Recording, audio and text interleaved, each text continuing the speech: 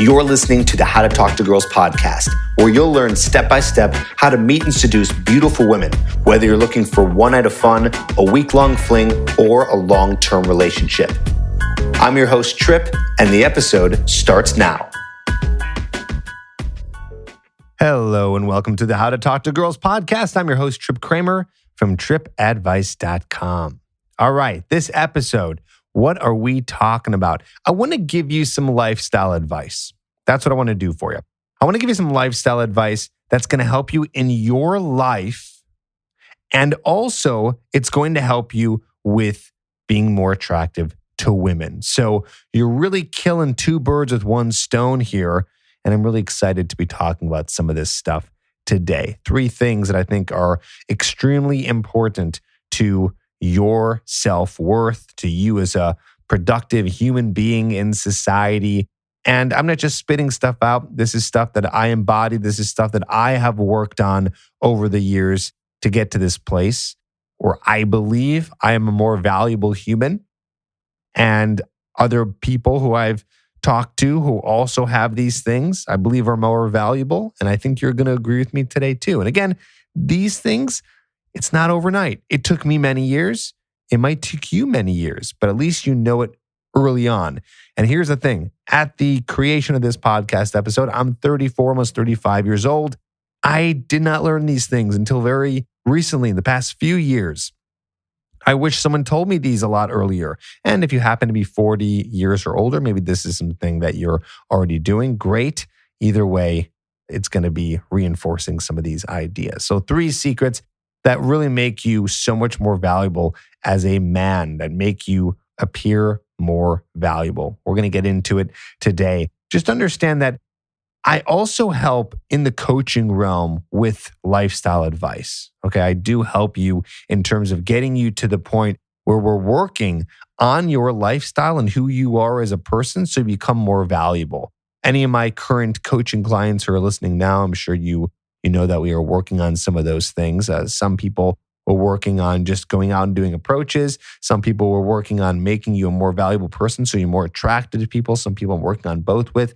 So if you need help and you want to be working on these things together, we can help you. I can help you. Trip Advice can help you. All you got to do is apply. In order to apply, you just got to go to coachedbytrip.com. That link is in the show notes. Coachedbytrip.com. That's Trip with 2 P's. And I will help you in terms of becoming a more attractive, more valuable man in society, to other people, to yourself. It's endless how much great work we can do together. And so I really encourage you that if you are interested in being able to get your life to the next level, that you consider coaching for yourself. So let me help you. Don't do this on your own. Let me work with you.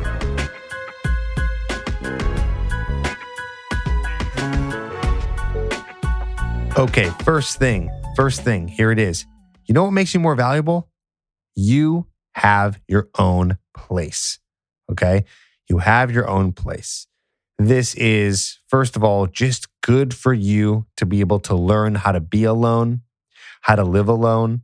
It's going to force you to cook for yourself. It's going to force you to hopefully make enough money where you can be able to live alone, because it definitely is more expensive to have your own place in many cities.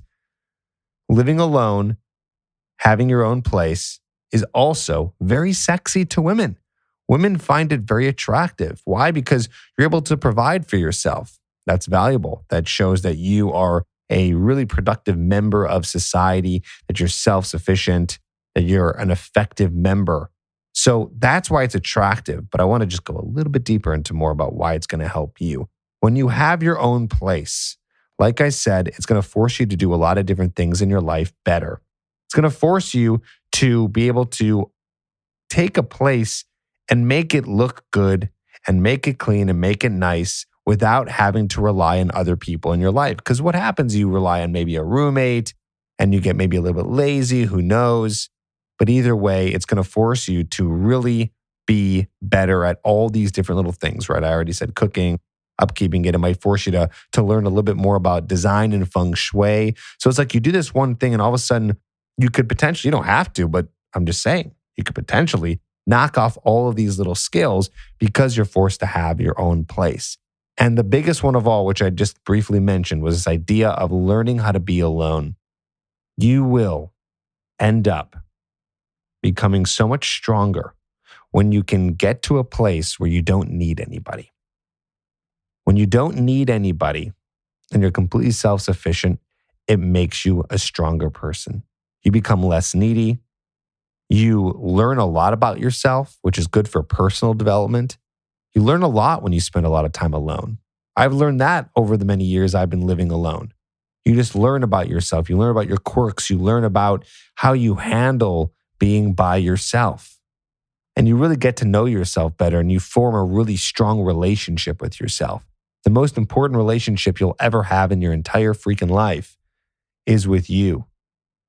You can't ever rely on anyone else. I'm not saying that you can't sometimes rely on a friend or a family member or a girlfriend or a wife, but at the end of the day, you're going to be the one who always has your back. You're the one who needs to help yourself. Plus, you cannot fully rely on anyone else. You don't want to. You need to be your own person. You need to be independent. You need to be doing your own thing. You need to have your own place. Okay? I'm telling you, when you get to this point where you are building this relationship and you're your own roommate, you learn about some of your downfalls, your pitfalls. You learn more about some of the things that are going on inside of your brain because you have a lot more time alone. You have a lot more time with yourself. So you get to understand yourself much better, which means that you can become a stronger person. Now, of course, that's all the personal development aspect. I briefly mentioned also, it is more attractive to a woman when you have your own place. Plus, don't you want your own place? I mean, think about it. Do you want to deal with bringing a woman over when you have a roommate? It's just annoying. You're going to have to find out if they're home. You're not going to know if you can, use the main area. Are they with their girlfriend? Yeah. Do you have to be loud during sex? Or, can you be loud during sex? Or is it going to be, trying to keep everything quiet and everything because you have a roommate? It's clearly better to be able to get to a point where you have your own place, where you don't have to deal with coming home and someone else is there, especially when you bring a woman home. So lots of arguments for this one. I hope you agree with me. I hope you start putting it into place. I know that it may not happen for you overnight, or maybe you're listening and you're like, cool, I already have that one. Check that off the list. That's good. Check the box right there. But either way, it's something you should be working toward. Let's go to the next one. You love your job. Now, I want to be very specific with this one. I'm not saying necessarily that you're making tons of money, although that does help, right? You do need money to survive, and the more money you have, the more problems you can solve in your life. And if you like nice things, you can have nicer things. But I'm really talking about loving your job. What's cool about loving your job is you have a better life. You're happy. Think about this. People who don't like their job, I feel bad for you. I do. I feel terrible for you because your life is your work, especially if you're in America, right? You're probably working, 8 hours out of the day? That's a large majority. That's a third of your day where you're working. The other third, you're asleep. And the other third, you're whatever, at home, hanging out, doing whatever. But a third is a lot. So if you're telling me a third of your life, or let's just say half your life, because let's just take away that other third where you're sleeping. So in your awake time, half of your awake time, you just are not happy. That's a lot of your life that just sucks. And that's going to affect all the other areas of your life. You're not going to feel motivated. You're probably not making that much money if you hate your job. Again, there's exceptions. I had a friend who was a lawyer. He was making close to $200,000 a year, which is a nice salary. And what ended up happening to him is he hated it. He hated his job. And even all that money wasn't enough for him to stay, and he quit, and he ended up becoming a ski instructor, and then later on ended up finding other work that he really enjoyed. And he started really loving his life so much more because he made that decision. So I encourage you, find a job that you love, find work that you love, try to spend half of your life enjoying it. You will like your life. This is all we have here, right? Is this world. At least we know for now. And you're going to be happier, and you're probably going to make more money, and you're going to just be really attracting a lot of really good women because women are really attracted to guys who have a passion, who love what they're doing. But if you're this guy who hates your work and is always complaining and it's not good and da da da da da, not going to be very attractive. When you love your job, turns women on. Doesn't matter what you do. Doesn't matter. You don't have to be doing something interesting. Doesn't matter what you're doing. If you love it, women are going to love that. And I don't think we can argue with this one, right? It's going to make you a more valuable person in your life when you are happier, when you are more content. So please try to work on something that you love. Try to find work that you love. Okay, that's number 2. Let's go to number 3. Number 3 is you have things to do with your time. Okay, so we talked about the idea of loving your work, but what about the other part of your life? Some people love their work and they come home and they're very lonely. Why? They don't have many friends. They don't have many things to do. They don't have many hobbies. They don't have any other passions. They don't have any other goals that they're working on. Now, I would say you, because you're listening to this podcast, you definitely have a goal you're working on. You're trying to get better with women, which is awesome. So that's very good. So what else do you have going on in your life? Because let me tell you something. When you get a girlfriend, it's not going to be just you hanging out with your girlfriend all the time. And if that's what it is, I highly suggest that you do not do that. Why? Because it's going to make you way more needy. You do not want to be just always trying to hang out with your girlfriend. You want to have another part of your life because either A, you do hang out a lot with your girlfriend and the desire is going to die between you two, or B, you want to hang out a lot with your girlfriend or partner and she has her own life. So then you're going to be extra needy to want to hang out with her. So you need to have things going on in your life. If you have your own place, we're really killing, again, 2 birds with 1 stone here, because when you have your own place, you can work on skills. You can do things like cooking. You can do things like any other kind of hobby that you want to just take up in your own place without having to ask your roommate. But it can be also outside of the home, right? There are things out there, social events. If you're in a very warm place, there's hiking. If you're in cold places, maybe there's trivia nights. There's all kinds of options. I don't need to go through them right now. It all depends on where you live, and you can just look that up very easily on Google. But the big idea I'm trying to get across to you is you need to have things to do with your time. You need social activity. You need to have scheduled friend nights. You need to be doing that stuff so you're not as focused on trying to either hang out with your girlfriend, or if you don't have a girlfriend, you're not completely just sitting there all alone all the time. It gets very depressing. It's not going to be very good for you. So just imagine what your life looks like. Imagine how happy you're going to be, how fulfilled you're going to be when you enjoy what you do for a living. You're able to come home and you don't have to answer to anyone. You have your own place. Again, exceptions for when you eventually live with a woman, but that's different. You're creating a partnership together. It's different when you have a roommate versus a live-in girlfriend or wife. But at this point, right, you love what you do. You have your own place. You get to do what you want. You get to enjoy your time building yourself without distractions. And because you don't have the distractions, you can do things with your life, other things than just coming home and sitting on your couch and hopefully not wallowing over the fact that you hate your job, but doing something that's going to be more interesting. And hey, maybe you're doing these things. Fantastic. You're now already a more valuable person. You just have to push yourself to go out there and start meeting women. If these things are not things that you have or things that you're working on, I just highly suggest you get started on it. It might take a few years, but it's worth the investment, right? It's an investment. You have to start the thing now to get the return on the investment down the line. It's not instantaneous. So you work on it as soon as possible, finding a job you love, having your own place, and doing things with your time besides your work. Start putting the things in place now so eventually you can get to the place where you are happier, more content, more valuable, more attractive to women, and really just loving your life. And for any of you that already have these things, if you're still listening to this episode, press pause right now and start talking to women, because you're more than halfway there. Now it's just taking you to be a little bit more charismatic, a little bit more social, and just putting yourself out there more so you can meet more women.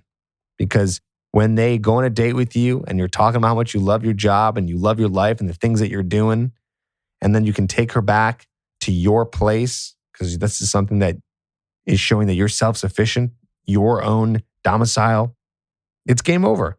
It's game over. I'm telling you. This is very, very important stuff. So don't look it over. Try to work on it today. And if you need help, let me help you. Of course, I can help you. You can just apply for coaching. Go to coachedbytrip.com and let's start putting in the steps to getting to this place while at the same time still approaching women and getting better at being charismatic and talking to women and getting dates. We can work on it all at once, believe it or not. You just need a little bit of guidance. So let's kind of pause there. Let's go into some questions. I want to take some questions that people have been emailing in. I don't want to kind of overwhelm you with more information than you really need. There's not much more to say here. Okay, these are the things that a lot of guys don't think about, but they're just not implementing it. So now I've made you aware, I've made you conscious, I made you think about it just a little bit more. So let's get you out there and working on it. And for now, let's go ahead and take some questions because I know you guys have been emailing in and I have not taken any questions in a while. So let's get into it.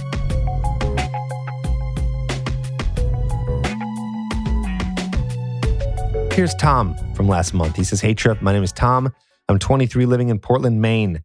Big fan of your podcast and YouTube videos. I've listened to every podcast over the past 3 months and implemented all the actions you advise for the betterment of myself. I've been going out and talking to random people in different environments. I met a girl a few months ago at a bar where we hit it off. We live 2 hours and 30 minutes apart. I drive up when I have the opportunity, but I'm busy on the weekends and she's busy with work. However, we've kept this up for over a month, but the texting isn't as engaging as it once was. So I called her out on it and got a response along the lines of, it's hard because you're far away from me and I need constant attention. So Trip, my questions for you are, how do you make a long distance relationship work? Is it ideal? Is there anything to make it easier? How should I proceed? I'm not attached or in love with this girl, but I enjoy hanging out and getting to know her. Should I just move on or is there something I'm not seeing? Thanks, Trip. Keep up the great work." Okay. Well, Tom, very simple. You should not be getting into long distance relationships.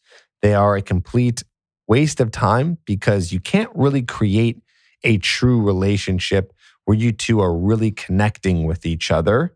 Okay, you can't do that if you guys are not able to see each other. You don't need to see each other 7 days a week, but you should be seeing each other at least a couple days per week. And if that is really hard for you to do because you're in a long distance relationship, it's not going to work out. Also, mini red flag here with this girl that says she needs constant attention.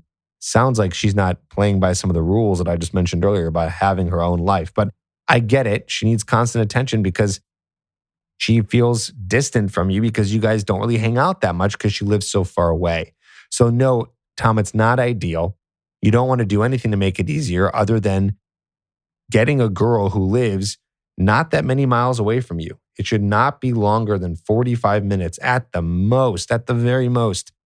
I mean, think about it. Isn't it much more enjoyable when you can have a girlfriend that lives close to you so it's easy to see each other?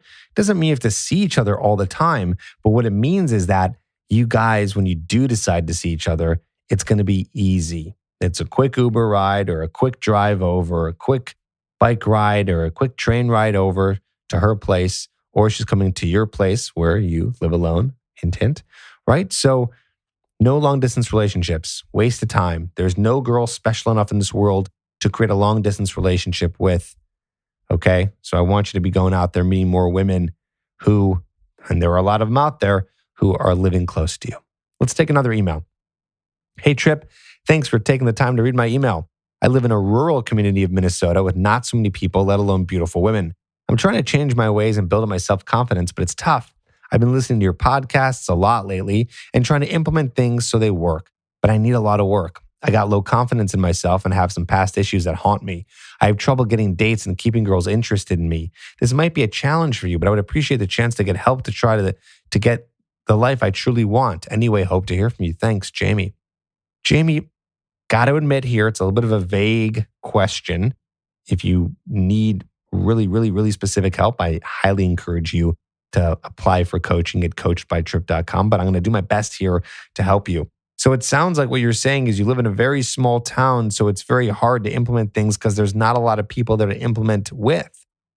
Well, I challenge that notion. A lot of people who I work with, they always say, oh, I live in a small town. There's always a town that's bigger, that's maybe a short drive away. Okay, maybe it's a long drive away. But even if it's 2 hours, that's, by the way, you can get really far in 2 hours, right? Even if it's 2 hours and you can go once a week on a Saturday to drive 2 hours, which I know sounds crazy, but I'm just trying to give you an answer to get whatever you can do to get to people. So even if you need to drive 2 hours and you need to work on approaching a woman who's within a 2-hour radius, so meaning going to a town that has more people, that's anywhere from 1 minute to 2 hours away, where you can practice all the approaching and practice building the confidence up. Maybe you want to think about moving. That's B, okay? Is you want to think about moving, going to a place where there are more people. If it's really important for you to get with the woman who you really want, you don't want to settle, I can't magically put women in your town. So you have to go to a town either by driving there or living there to be able to work on this stuff. I hear a lot of this issues, a lot of guys, and I get it. It's different situations for everybody, but they're in the situation where they are just stuck in a town and they don't know what to do. And it doesn't sound great.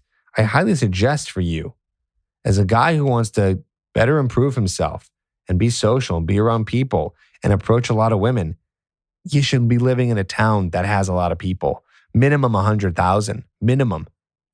Okay? Because you want to have opportunities. There's not a lot of opportunities in those small towns. I mean, Captain Obvious over here, right? Duh, because there's not as many people. So all I can say is you might have to suck it up. I remember, and I've said this before in the podcast, there was a time when I lived in Los Angeles. I lived in a suburb, and the suburb just didn't have a lot of people there that I could do approaches with. So I had to drive 45 minutes back and forth most nights of the week to go out to the main area of Hollywood to do approaches and work on confidence and work on charisma and all that stuff. I didn't like it, but I didn't have any other options. And this is something I really wanted. So it sucks. I feel bad for you that you happen to just be in this situation, but these are your options. And if you're thinking, well, there's no way I can get out of this town, well, you got to figure out a way where you can do it in terms of making more money or using your skills to get a job somewhere else. There's the internet, which is a beautiful thing, which can teach you how to make money from home and build skills that are important that people will pay for. I mean, heck, I'm a dating coach. Not many of us around, but there's something for everyone. So what can you do to make money? What can you do to think outside the box, get outside of your town? That's what I recommend for you. I'm going to wrap it up here. These are some really good questions, and I just gave you a lot to think about. I don't want to overwhelm you with so much information. So we went over long distance, bad, no long distance relationships. Get into a city that has a lot of people. And at the end of the day, work on these things that make you more valuable. Love what you do. Get your own place and make sure that you're doing fun, interesting things with your time. Just a couple things, work on those, and be surprised how much better your life is going to be. Thank you. If you need coaching, you know where to go, coachbytrip.com, and I'll talk to you in the next episode.